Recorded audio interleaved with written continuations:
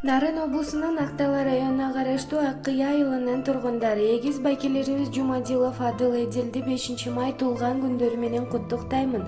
Бийиктердин бийигине тең келип, жүрө бергиле сый урматка тең келип, жакшылыктар толо берсин уланып, кайра куттуктоого келелик.